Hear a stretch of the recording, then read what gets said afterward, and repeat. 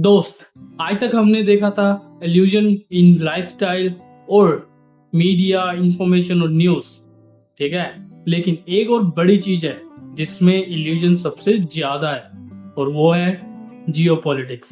Yes, that's correct. जो map पे दिखाई देता है, जो लीडर्स बोलते हैं, और जो कंट्रीज के बीच की दोस्ती और दुश्मनी होती है, उसके पीछे एक रियलिटी अक्सर कुछ और ही होती है। आज हम समझेंगे कि जियोपॉलिटिक्स में इल्यूजन्स के सीक्रेट्स होते हैं। Come to the point number 1, borders and powers.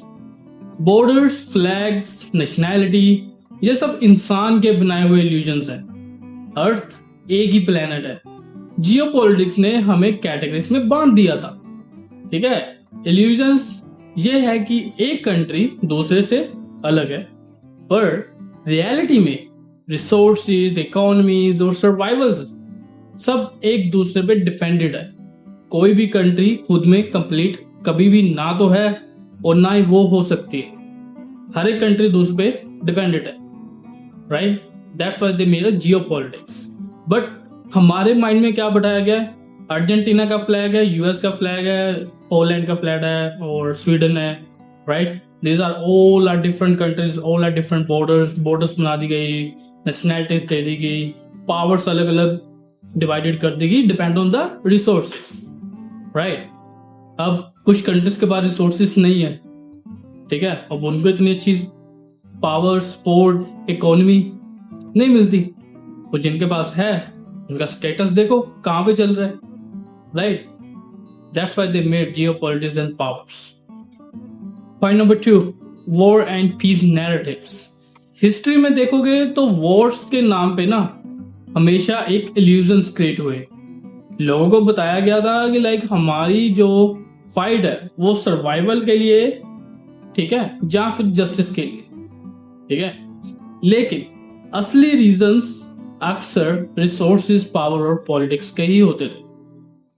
आज भी सेम चीज होती है। आज भी मीडिया और लीडर्स एक नैरेटिव बनते हैं जो कॉमन पब्लिक को दिखाए जाते हैं, पर असली जो डील होती है वो एक क्लोज रूम में होती है, जिसको बैक द डोर भी बोलते हैं, ठीक है।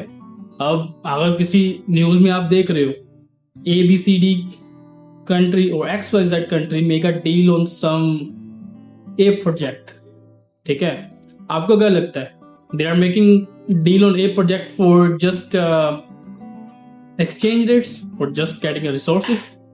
ना, अंडर द टेबल बहुत कुछ होता है मेरे भाई। एक ही डील को लेके ना 8 से 10 कॉन्ट्रैक्ट उनके बनते हैं, और पब्लिक में सिर्फ उतने शो होते हैं जितने की पब्लिक को दिखाए जाए अच्छे रहते हैं। अगर वो सारी डील्स इन पब्लिक हो जाएगी ना, नो डाउट पब्लिक के लिए वो सही भी होगी एक पॉइंट तरफा, कि हाँ भी पब्लिक को पूरा पता भी चलेगा क्या हो रहा है under the table. But second thing भी लाइक, जिन लोगों को वो चीजें सही नहीं लगेंगी, they will be gone on a protest और समथिंग लाइक दैट, उससे हालात बदतर हो जाते हैं। सो जो पब्लिक को दिखाना चाहिए वही पब्लिक के सामने आता है। Next to the point number 3, global organisations.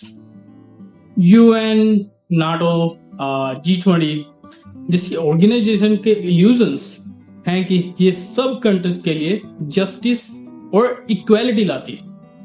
I guess so reality ये है कि पावरफुल नेशंस ही इनके डिसीजंस कंट्रोल करते हैं। मे बी यू नो, आपने नाटोज और यूएन्स में देखा होगा रिसेंटली भी जो हो रहा है, जो पावरफुल नेशंस हैं, they are making a control in their, right. ये रियलिटी है, ये होता है, ठीक है। और छोटी कंट्रीज को लगता है कि उनकी आवाज है, लेकिन असल में गेम खेलते हैं बिग प्लेयर्स। ये तो हर जगह मेरे भाई, playing by the big players every in a field. Next point number 4, economy and dependency. एक ही इल्यूजन है कि कंट्री इंडिपेंडेंट है। रियलिटी ये है कि हर नेशन किसी ना किसी इकोनॉमिक चेन में डिपेंडेंट है।